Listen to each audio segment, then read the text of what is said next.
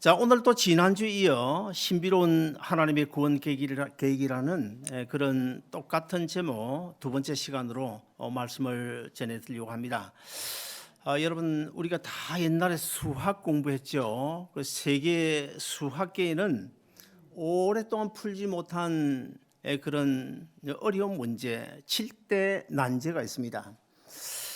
그런데 지난 2000년도에 미국 클레이 연구소가 그 7대 수학의 난제 가운데서 한 문제라도 푸는 사람이 있으면 100만 불을 주겠다 상금을 걸었습니다. 그로부터 2년 지난 2002년도에 러시아의 아주 천재 수학자인 레펠만이라는 사람이 그 문제를 풀었어요. 7가지 중에 하나가 푸앙케레의 추측이라는 그런 문제를 풀었습니다. 그래서 이제 클레이 연구소가 100만 불의 상금을 주려고 시상식을 준비하고 있는데, 그러면 이 사람이 참석을 안 한 거예요. 참석을 안 하고는 어디론가 사라져 버렸습니다. 그런데 나중에 알고 보니까 이 사람이 뭐 큰 부자도 아니고 아주 가난하게 사는 청년인데, 아주 늙은 나이 많은 노총각인데 시골 어머니 집에 얹혀 사는 거예요. 그럼에도 불구하고 그 상금 100만 불을 왜 받지 않고 거부한 것일까? 저는 신문에서 그 기사를 읽으면서, 아니 그 상금 받기 싫으면 차라리 상금 위임 증서를 저한테 써줘 가지고 저로 하여금 좀 받도록 하더니 그러면 좋을 텐데 그냥 사라져 버렸어요. 그리고는 또 지난 13년도에 한국 건국대학교 이용민이라는 그런 교수가 또 7대 난제 중에서 또 다른 한 문제를 풀었다고 한국 신문에 아주 떠들썩해 했습니다.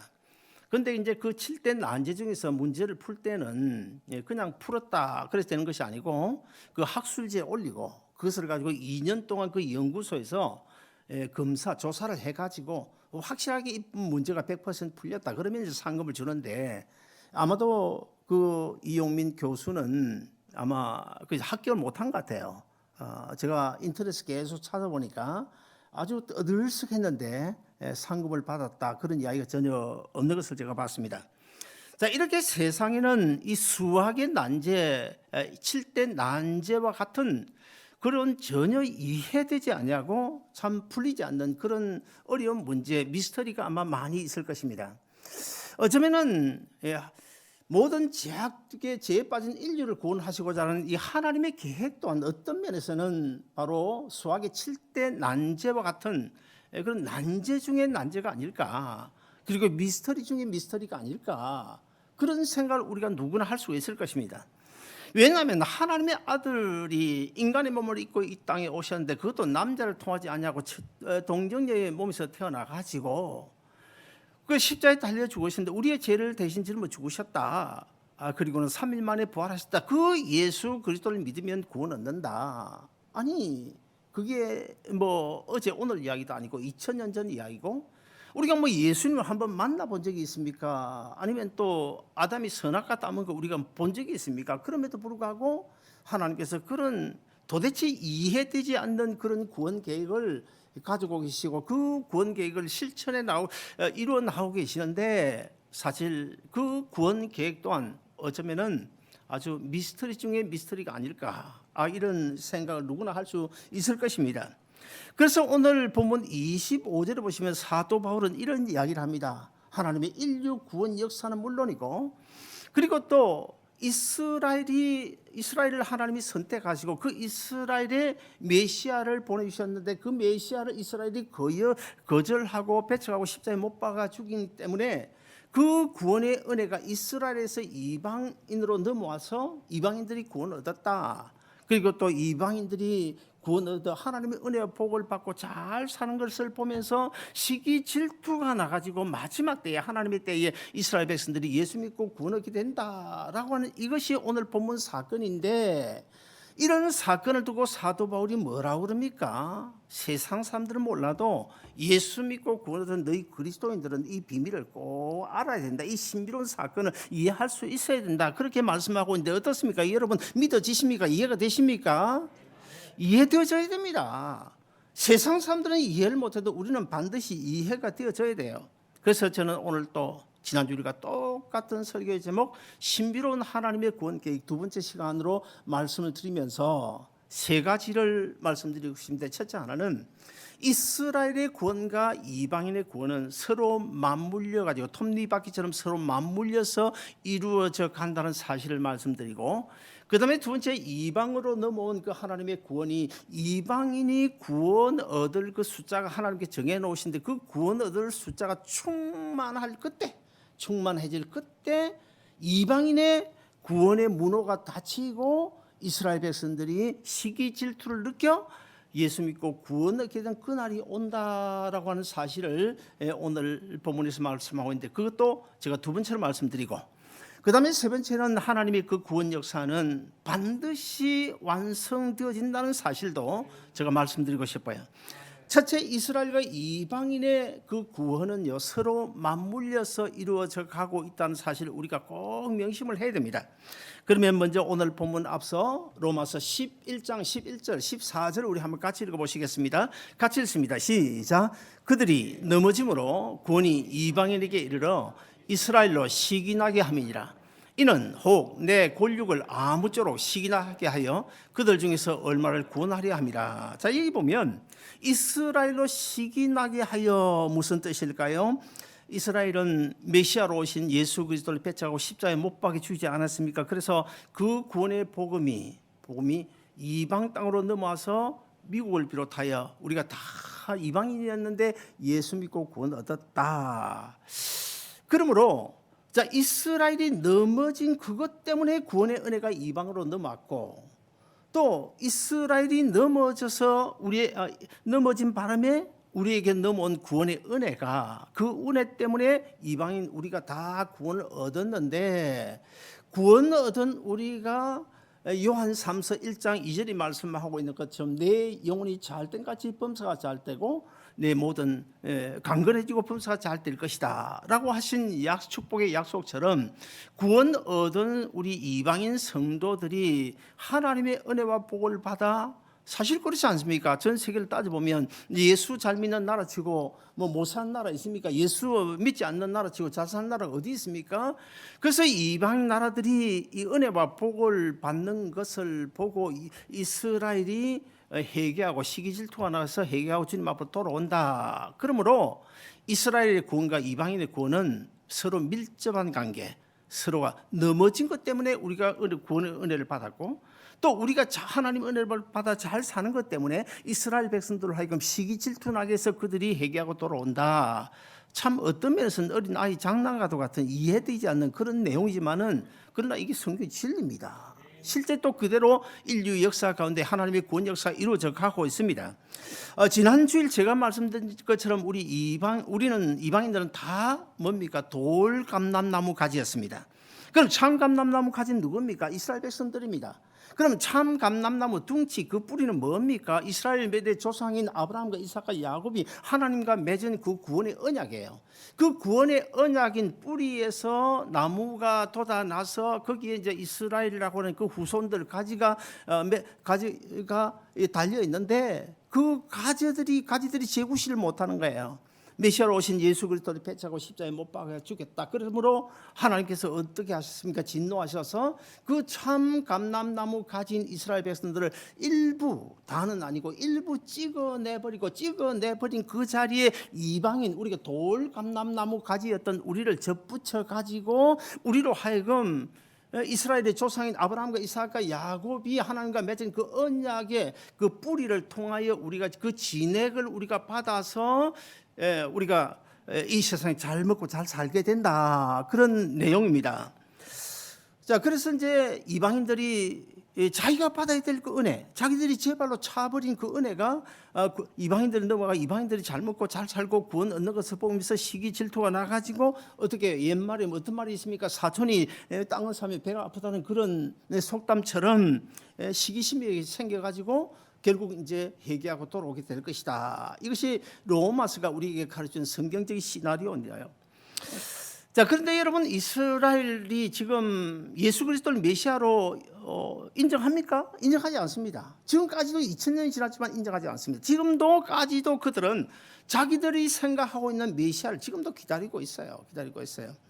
그러나 최근에 와서는 그들이 어떤 생각을 가지고 있냐면, 혹시나 2000년 전에 우리가 배척하고 십자가에 못 박힌 그 예수가 진짜 참 메시아가 아닐까, 이런 의문을 가지고 있는 사람들이 유대인들 중에 굉장히 많아지고 있다는 것입니다. 실제 그 지난 유대인들 가운데서 지난 20년, 그러니까 2000년 밀레니엄 다음에 20년 동안에 회개하고 주님 앞으로 돌아온 이스라엘 유대인들이요, 과거 2000년 동안 회개하고 주님 앞으로 돌아온 사람들보다 훨씬 많다는 것 아닙니까?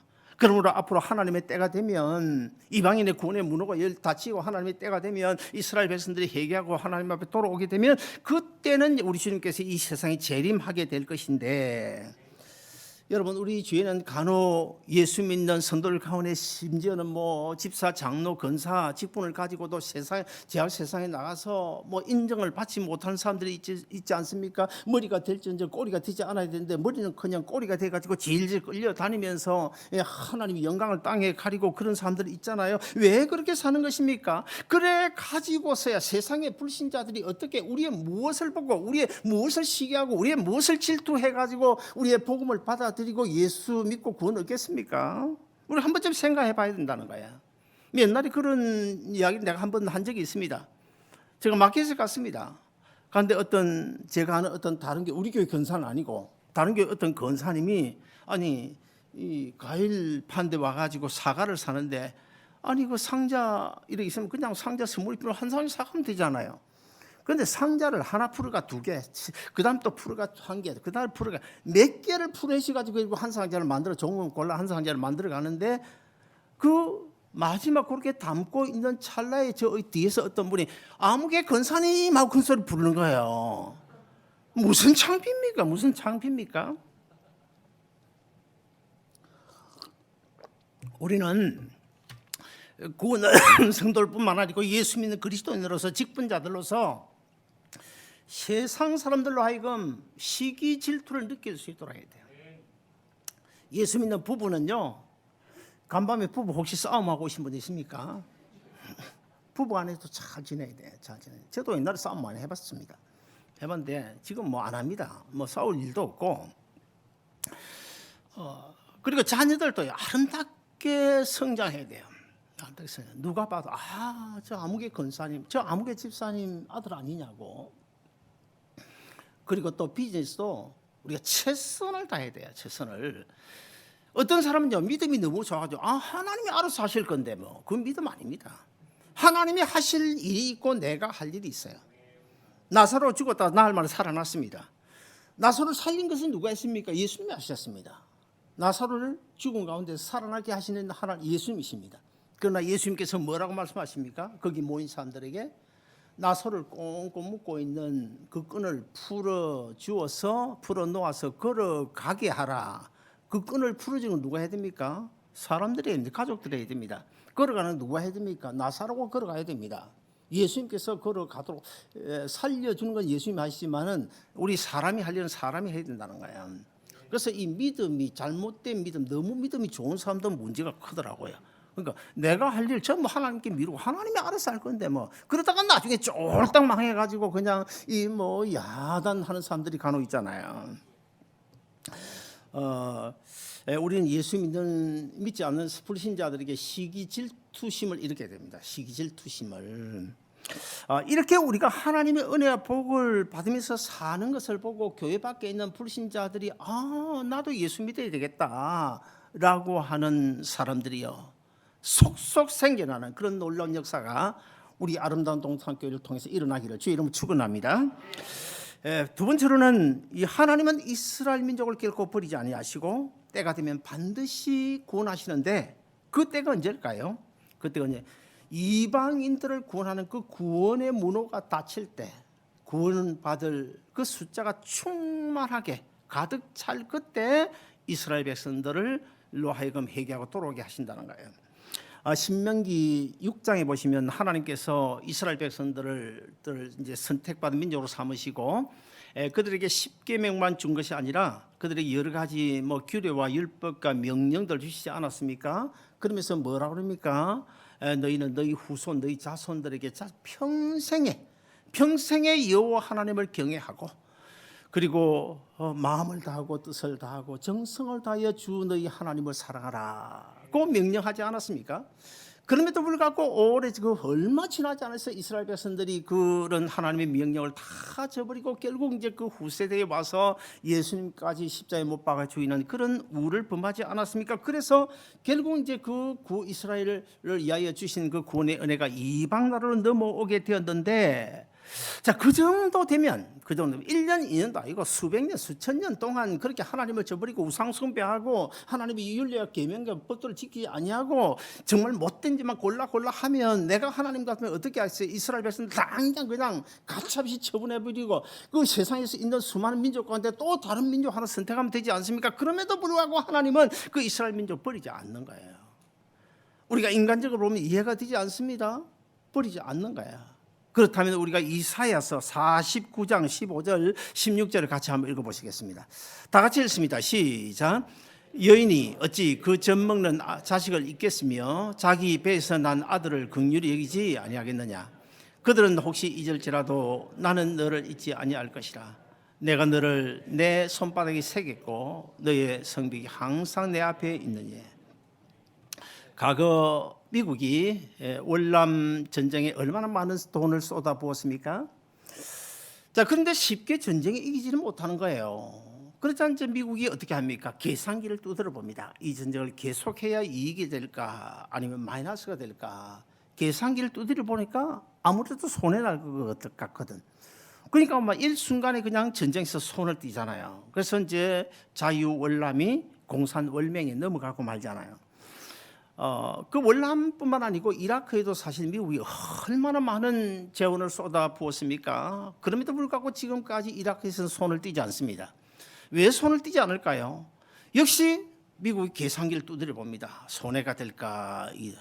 계산기를 두드려 보니까 원유든 아니면 다른 그 어떤 무엇이든 간에 아무래도 이익이 날 것 같거든요. 그러니까 지금 이라크에 손을 떼고 있지 않는 것입니다. 이렇게 미국은 손익 계산을 하고 계산기를 두드려 보고 모든 것을 결정을 하지만은요. 그러나 우리 하나님은 절대로 계산기 두드리지 아니하십니다. 이스라엘이 예수 그리스도를 십자가에 못 박아 죽이기까지 배신했음에도 불구하고 하나님은 이스라엘에서 손을 떼지 않으십니다. 왜 손을 떼지 않으실까요? 두 가지 이유가 있습니다. 첫째, 하나님의 속성상 변개치 아니하시는 속성이 있기 때문에. 무슨 말일까요? 하나님께서 한번 약속하시면 절대로 변개치 않은 분이에요. 우리 사람은 그렇지 않습니까? 약속을 했다가 뭐 형편이 안 돼서 약속을 어기기도 하고 또 고의로 어기는 악한 나쁜 사람들도 있고 하지만은 하나님은 그 속성상 한번 약속한 것은 절대로 변하지 않는 분이에요.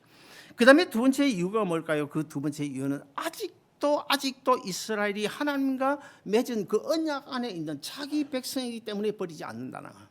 여기서 어떤 교훈을 받을 수 있을까요? 우리는 간혹 그러지 않아요. 하나님이 나를 버렸다. 왜 하나님이 못 본 채 하실까? 하나님이 저 멀리서 그냥 강 건너 뭐 불구경 소가 불구경 하듯이 그냥 멀그머니 보고만 계시네. 하나님은 나를 사랑하지 않는가 봐. 이렇게 우리가 오해를 하지만은 그러나 우리 하나님은 절대로 부모가 자식을 버려도 미국이 월남을 버려도 하나님이 절대 저와 여러분 우리가 하나님의 자녀된 이상 자녀가 아니면 버릴 수 있죠. 자녀된 이상은 절대로 버리지 않는 줄로 믿으시기를 바랍니다. 자, 오늘 본문 31절도 우리 한번 같이 읽어보실까요? 다 같이 읽습니다. 시작. 이는 너희 이방인에게 베푸시는 긍휼로 이제 저희 이스라엘도 긍휼을 얻게 하려 하심이라. 무슨 말입니까? 자, 하나님께서 우리 이방인에게 긍휼의 은혜를 베푸셔서 그 구원의 은혜를 주시고 우리로 하여금 예수 믿고 구원하게 해주신 그 하나님의 그 긍휼의 은혜는 하나님은 이스라엘이 설사 지금은 예수 그리스도 십자가에 못 박아 죽겠다고 하더라도 결국 하나님의 때가 되면 그 언약 안에 있는 백성이기 때문에 반드시 긍휼의 은혜를 베풀어서 구원할 것이다. 그런 약속입니다. 정말 생각해 보니까 참 오래전의 이야기네요. 제가 목사 되기 전이니까 벌써 뭐 20여 년이 넘어갔습니다.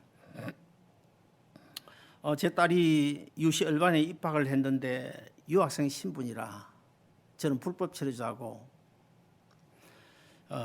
학비가 너무 비싸서 한 번도 등록금을 제때 내본 적이 없습니다.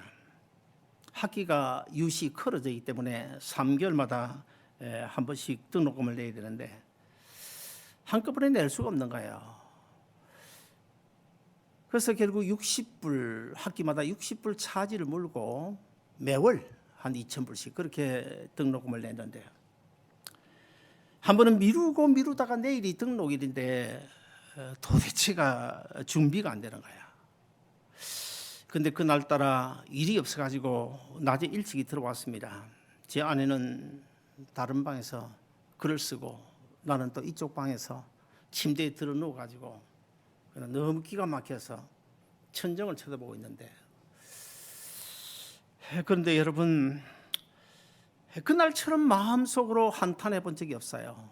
저는 지금까지 살아오면서 참 많은 어려운 고비 정말 아주 잘 신문에 이름이 올릴 정도 잘 나간 때도 있었지만은 참 어려운 고비가 참 많았는데 그날만큼 한탄하면서 울어본 적이 없습니다. 자식 등록금도 대주지 못하는 부모가 무슨 부모냐.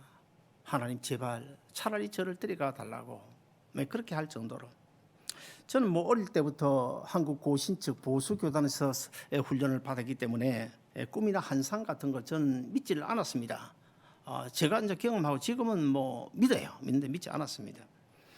그런데 그날 오후 3시 15분입니다. 정확하게 3시 15분인데 침대에 그냥 들어누워가지고 천장을 보고 있는데 갑자기 천장에 예수님께서 못 박이신 그 십자가가 나무 십자가 조그마한 십자가 하나 만들어지더라고요. 나타나더라고요.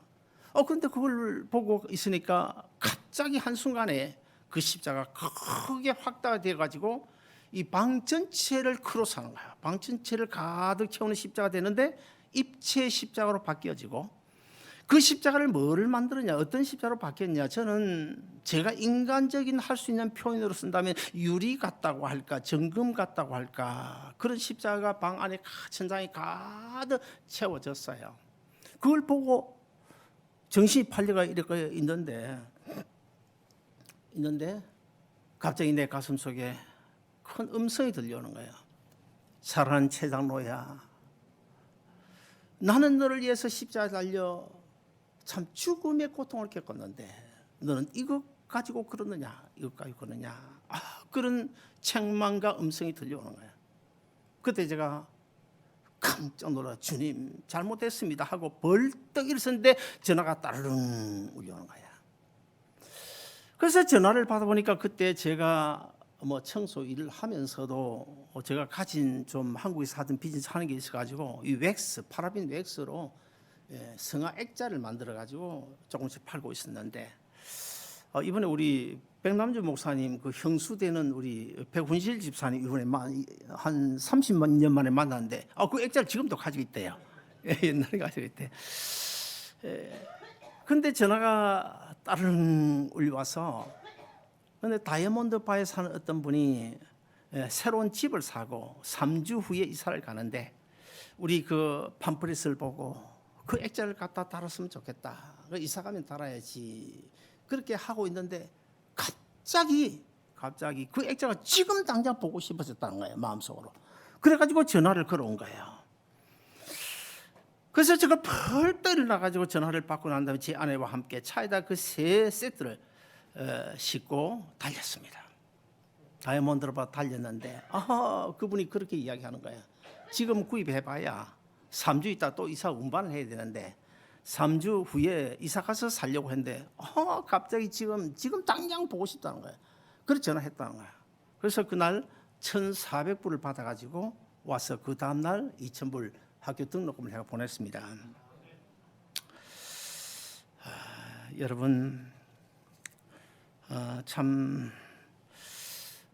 정말 그런 체험들이 몇 번은 있어야 됩니다. 그래서 예수 믿는 재미가 나고요. 저는 재미가 나고요. 예. 지금도 잊을 수가 없어요. 그 환상도 잊을 수가 없지만 지금 저 글이라면 그릴 수 있습니다. 시간도 3시 15분이에요.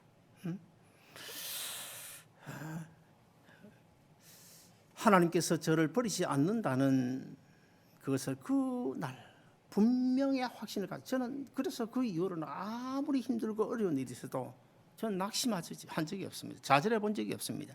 22년 목회하면서 어떻게 교회에 어려움이 없겠습니까?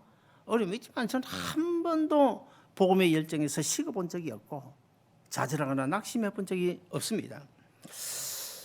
그리고 지금 사실 여러분 보세요. 제가 뭐 망에 자빠졌습니까? 저만큼 복 받은 사람, 물론 뭘 가지고 따지느냐 그게 중요하겠지만 저는 뭐 그런 잡을 가지고 사는 사람입니다. 저만큼 복 받은 사람 없다. 아무리 주의 들어봐도 없다.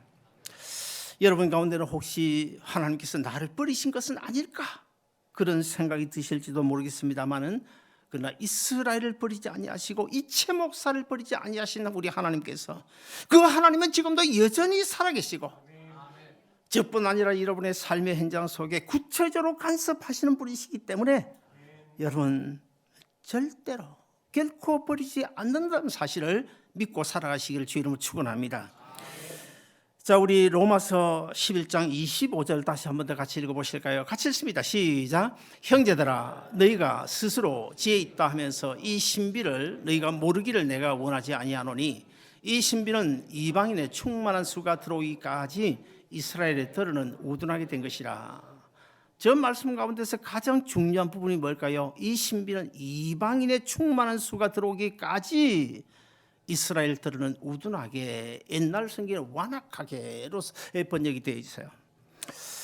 자, 이방인의 충만한 수가 들어오기까지 무슨 말일까요? 하나님께서 이스라엘에서 이방으로 넘어온 구원의 은혜, 그 구원의 문호, 그 구원 얻을 숫자를 하나님 정해져 있다는 거예요.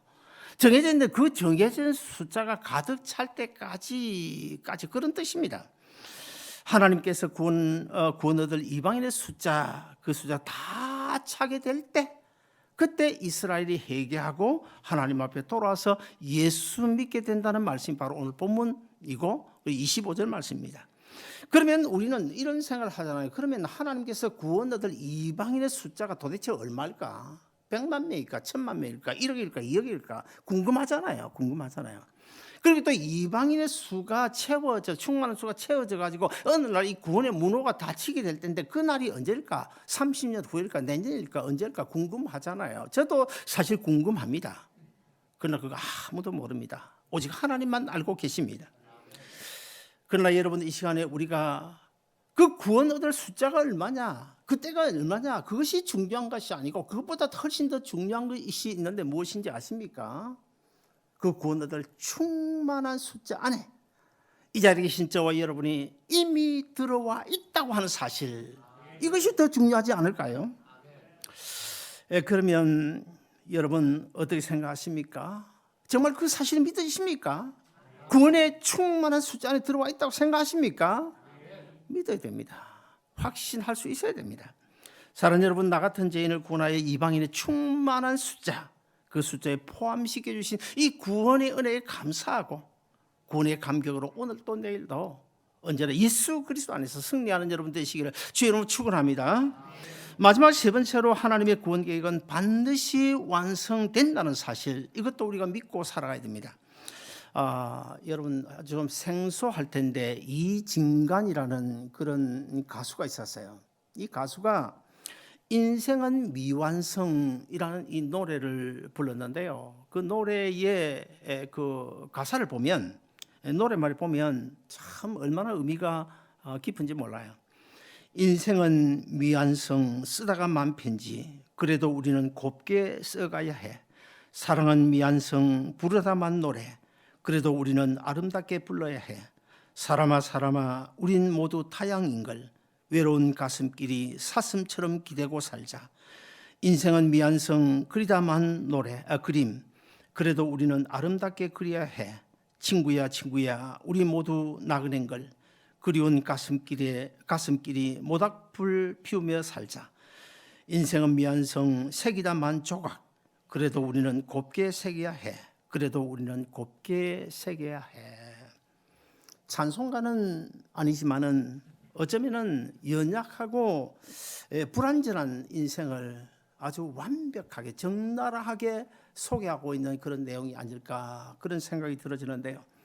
사실 그렇지 않습니까? 범죄한 우리 인간은 얼마나 연약합니까? 우리가 뭐 내가 잘났다고 큰 소리로 살지만요. 저는 사실 젊은 나이 30살에 장로가 되고 젊었을 때부터 우리 목사님 이북소 분이시라. 이분은 절대로 장의사가 있어도 장의사에 안 맡겨요. 내 교인은 내가 해야 된다. 그래서 그 목사님에게 제가 한 34명 정도를 제가 직접 염을 해본 적이 있거든요. 그래서 이 죽음에 대해서는 누구보다도 내가 자신 있게 말할 수가 있는데 죽음을 통해서도 은혜를 받은 적이 있고요. 근데 사람 죽고 난 그 시신을 한번 보세요. 무슨 값어치가 있습니까? 무슨 값어치 있으면 뭐 그리 잘났습니까? 뭐 짐승이나 사실 막대기나 뭐 그거 불가하죠. 그거 똑같잖아요. 그런데 우리가 뭐 그렇게 큰 소리 치고 살아갈 거 있습니까? 범죄한 우리 인간은 연약한 존재일 수밖에 없고 정말 하나님 보실 때에 성경에서 흔히 뭐라고 합니까? 야곱을 가서 너 구더기 같은 인생아, 너 벌레 같은 인생아, 뭐 그러잖아요. 그럼 우리가 아니 하나님도 참 야속하시다. 어떻게 사람을 가리켜 벌레를 하나, 어떻게 구더기를 하나 그렇게 생각하지만은 예수 생명 없는 이 사람은요.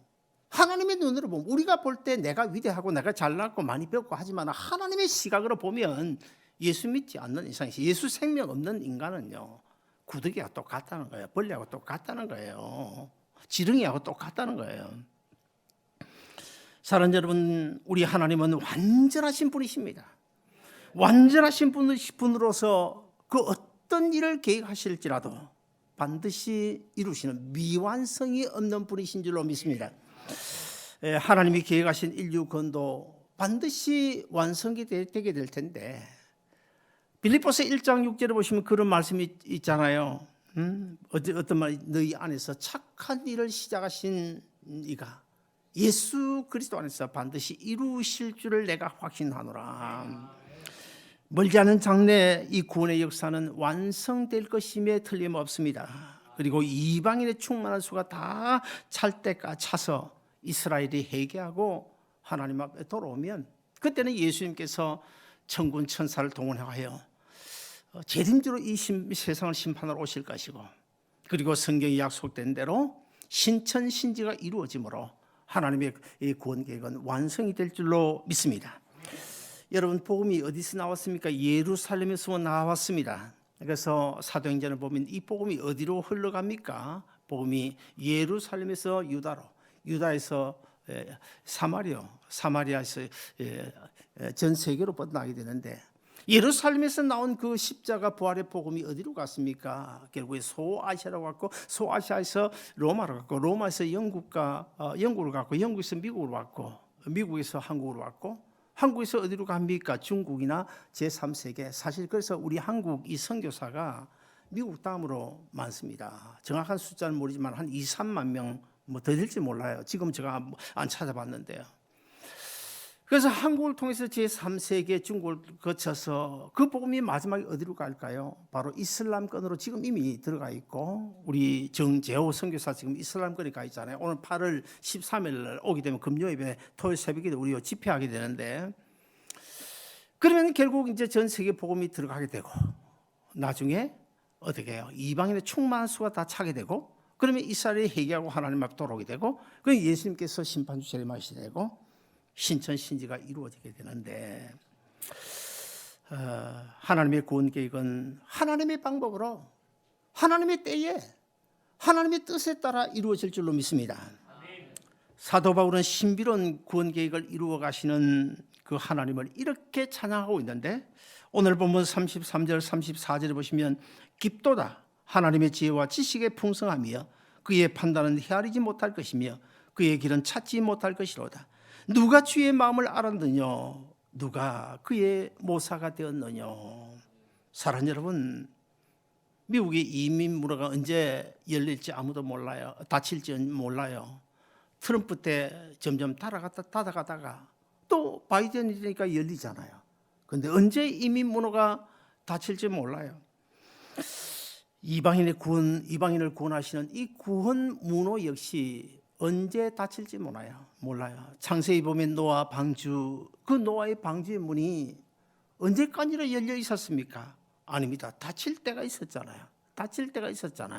이 이방인의 충만한 수가 다 차서 그 구원의 문호가 닫힐 때가 있는데 아직도 그 안에 들어오지 못한 사람이 우리 주위에 너무 많은데, 천에 하나 만원에 하나 너는 내 것이로 지명하여 그 구원의 문호 안에, 이방인의 충만한 수 안에 들어오게 하셔서 오늘도 이 자리에서 우리의 아버지이신 하나님께 예배드릴 수 있다.